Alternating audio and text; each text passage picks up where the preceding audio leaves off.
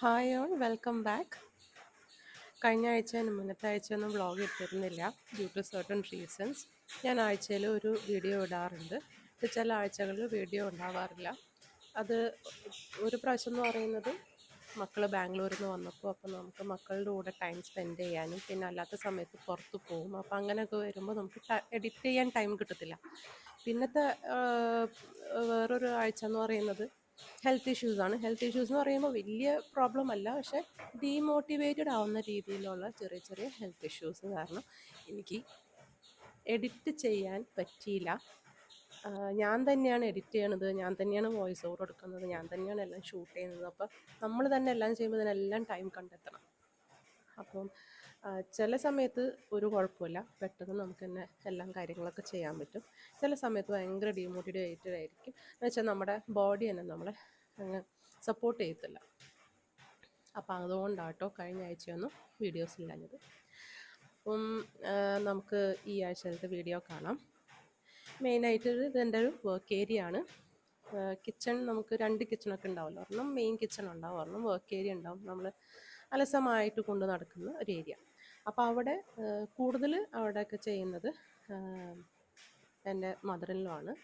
അപ്പോൾ ആൾക്കെന്ന് പറഞ്ഞു കഴിഞ്ഞാൽ നമ്മുടെ ഇപ്പോഴത്തെ മോഡേൺ കിച്ചണിലൊന്നും ചെയ്യാൻ പറ്റത്തില്ല. ഒരിടയ്ക്കൊക്കെ ഇങ്ങനെ ഗ്യാസ് സ്റ്റൗവൊക്കെ വന്നു കഴിഞ്ഞപ്പോൾ ഒക്കെ ആ ഒരു കാലഘട്ട സമയത്തുള്ള ഒരു സ്റ്റൈലിലേ പറ്റത്തുള്ളൂ. അപ്പോൾ ഈ വർക്ക് ഏരിയ ഞാൻ അങ്ങനെയാണ് വെച്ച് കൊടുത്തേക്കുന്നത്. അപ്പോൾ ഞാൻ കുറച്ച് നാൾ കഴിഞ്ഞപ്പോൾ അവിടെ കംപ്ലീറ്റ് ആകെ മോശമായിട്ട് കൊടുത്തായിരുന്നു. അപ്പോൾ ഒന്ന് ശരിയാക്കണം എന്നുണ്ടായിരുന്നു. അപ്പോൾ അത് ഈ ഒരു ഗ്ലാസ് ജാറെല്ലാം ഞാൻ റീയൂസ് ചെയ്യണതാണ്, നിങ്ങൾക്ക് അറിയാമല്ലോ. പക്ഷേ അതിൻ്റെ ടോപ്പ് കണ്ടോ തുരുമ്പ് പിടിക്കുന്നുണ്ട്. അപ്പം അത് ശരിക്കും പറഞ്ഞു കഴിഞ്ഞാൽ നമ്മൾ കൈ എപ്പോഴും ഇങ്ങനെ നനഞ്ഞിരിക്കുമായിരിക്കുമല്ലോ കുക്ക് ചെയ്യണ സമയത്ത്, എന്തെങ്കിലുമൊക്കെ ഒരു നനവുണ്ട്. അപ്പോൾ അങ്ങനെ വരുമ്പോഴാണ് കേടാവുന്നത്. അപ്പം ഞാൻ ഇനി വിചാരിച്ചു ഇതിൻ്റെ ഒരു പ്ലാസ്റ്റിക് ടോപ്പുള്ള ഏതെങ്കിലും ഗ്ലാസ് ബോട്ടിൽ ആക്കി കൊടുക്കാം. അപ്പോൾ നമ്മളെക്കാളും എന്താ പറയുക, നമ്മൾ പിന്നെയും ശ്രദ്ധിക്കും തുടച്ചിട്ട് ഒക്കെ തുറക്കാനായിട്ട്, പക്ഷെ അവരൊന്നും അത്രയും ശ്രദ്ധിക്കത്തില്ല. അപ്പം നമ്മൾ അതുപോലെ ഒരെണ്ണം ചെയ്ത് ഞാൻ സ്റ്റോർ ചെയ്ത് വെച്ചിട്ടുണ്ട്. 2 ആയി, ഇനി ഒരെണ്ണം കൂടി ആവണം, വന്നാലേ ഈ 3 മസാല നമുക്ക് ആക്കി വയ്ക്കാൻ പറ്റും.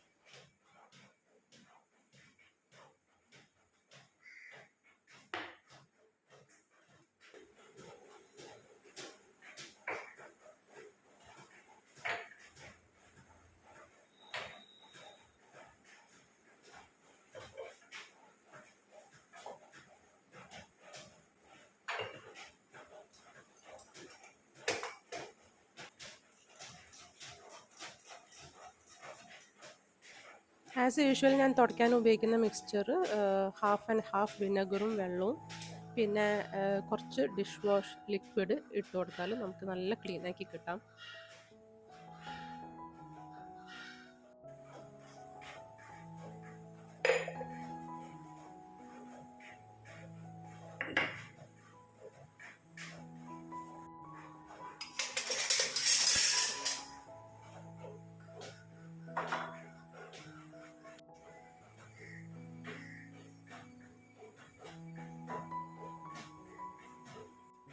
വർക്ക് ഏരിയൻ്റെ ഒരു സൈഡിൽ ഗ്യാസിൻ്റെ കുക്കിംഗ് ചെയ്യുന്നതിൻ്റെ മുകളിലായിട്ട് വിൻഡോ സൈഡ് ഉണ്ട്. അപ്പോൾ അവിടെയാണ് ഞാൻ യൂട്ടിലൈസ് ചെയ്യുന്നത് കുറച്ച് സ്പൂൺസും പിന്നെ ഈ മസാലകളൊക്കെ, അത്യാവശ്യമുള്ള മസാലകളൊക്കെ അവിടെ ഇങ്ങനെ ആക്കി വയ്ക്കും. അപ്പോൾ ആൾക്ക് തന്നെ കൈ എത്താവുന്ന രീതിയിലാണ്.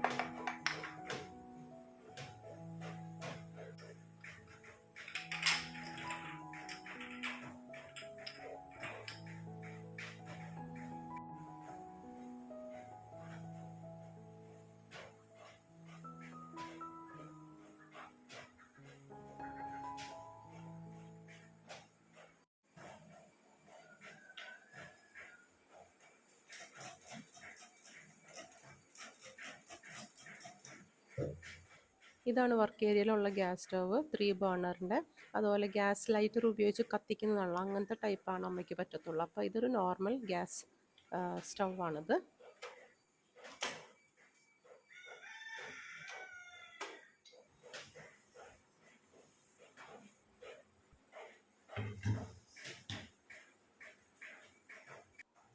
ഇതാണ് ആ സ്റ്റാൻഡ് അവിടെ ഇരുന്നത്, നമ്മൾ മസാലകളൊക്കെ വെക്കുന്ന ഒരു സ്റ്റാൻഡ്. ഇത് ആമസോണിൽ നിന്ന് വാങ്ങിച്ചതാണ്.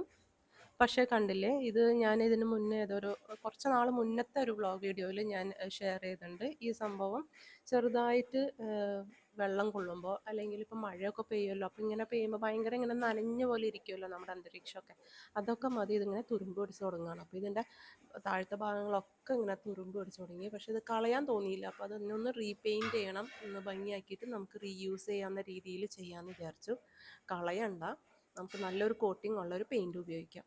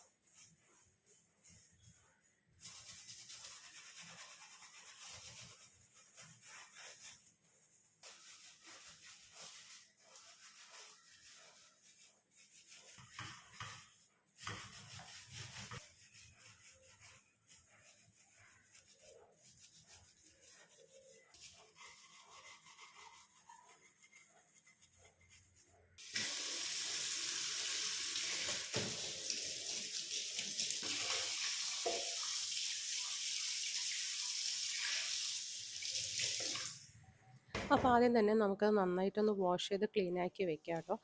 എന്നിട്ട് നമുക്കത് ഉണങ്ങിയതിന് ശേഷം നമുക്ക് ബാക്കി കാര്യങ്ങൾ ചെയ്യാം. അപ്പോൾ ഞാൻ രാത്രി അതൊക്കെ ഒന്ന് വാഷ് ചെയ്തു, അത് നൈറ്റ് ഫുള്ളിങ്ങനെ ഇരിക്കട്ടെ, ഉണങ്ങട്ടെ.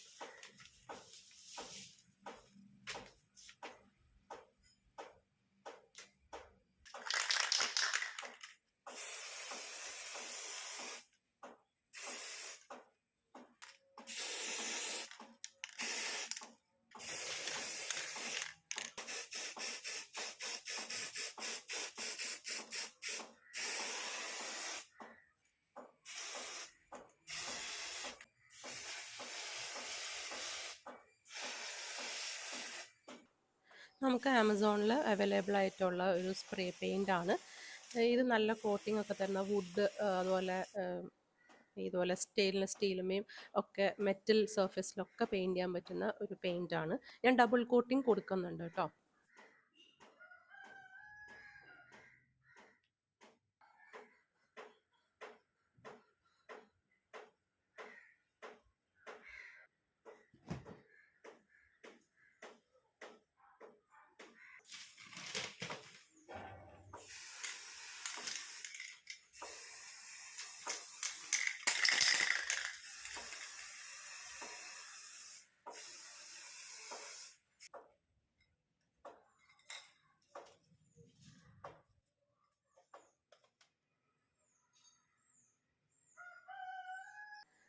അപ്പം ഡബിൾ പ്രാവശ്യം നമ്മൾ സ്പ്രേ പെയിൻ്റൊക്കെ ചെയ്ത് നല്ല ഭംഗിയിലാക്കി എടുത്ത് തിരിഞ്ഞു നോക്കിയപ്പോഴാണ്, അതിൻ്റെ അടിവശം നോക്കിയപ്പോഴാണ് ഇവിടെ ഒന്നും പെയിൻറ് ചെയ്തിട്ടില്ല. സ്പ്രേ പെയിൻ്റ് ആണെങ്കിൽ കഴിയുകയും ചെയ്തു. അപ്പം ഞാൻ ആകെ ഡൗൺ ആയി, ഇനിയിപ്പോൾ എന്ത് ചെയ്യും എന്നുള്ളത്. അപ്പോഴാണ് ഞാൻ വിചാരിച്ചത് നമുക്ക് ആക്രിലിക് പെയിൻ്റ് ആയാലും കുഴപ്പമില്ല, പെട്ടെന്നൊന്നും ആ പെയിൻറ് പോകത്തില്ല. അപ്പോൾ ആക്രിലിക് പെയിൻറ് ഉപയോഗിച്ച് നമുക്ക് പെയിൻറ് ചെയ്യാം.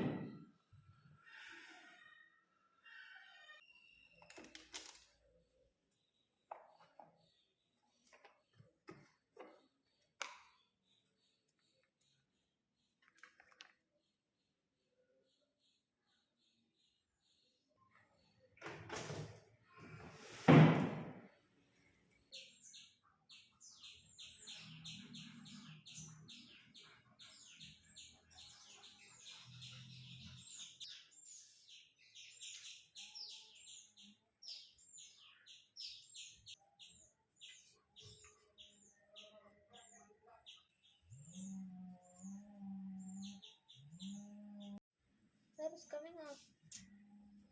Finish.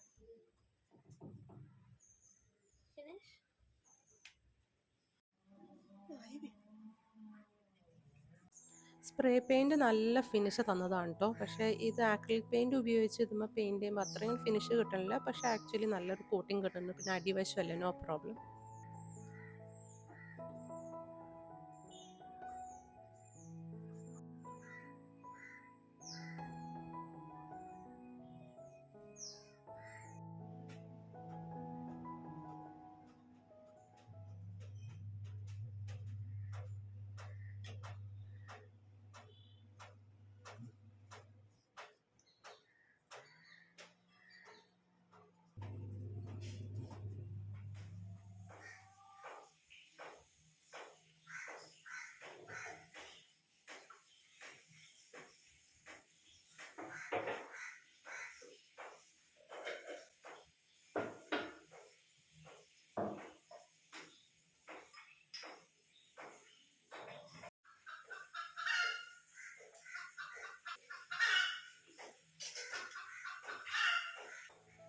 അപ്പോൾ വീണ്ടും ഞാനൊന്ന് ഓടിച്ച് തുടച്ച് വൃത്തിയാക്കിയിട്ട് ഞാൻ ആ സ്റ്റാൻഡ് ഉപയോഗിക്കുകയാണ്.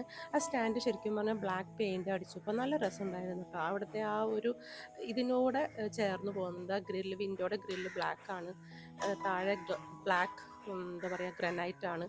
സോ അത് ചേർന്ന് പോകുന്നുണ്ട്.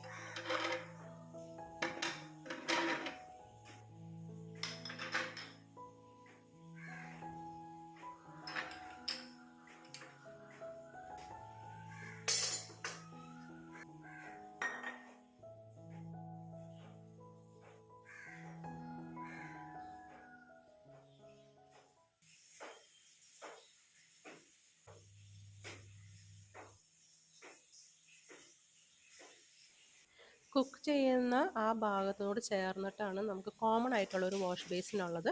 അവിടെ നമ്മൾ യൂട്ടൻസിൽസൊക്കെ നമ്മൾ കഴുകി വെക്കുകയും ഉണക്കാൻ വെക്കുകയും ഒക്കെ ചെയ്യുന്നത്. അപ്പോൾ എന്തായാലും നമ്മുടെ ആ ഭാഗങ്ങളൊക്കെ ഒന്ന് ക്ലീൻ ആക്കി, അപ്പോൾ ഇതും കൂടി ഒന്ന് ക്ലീൻ ആക്കി വെക്കാം.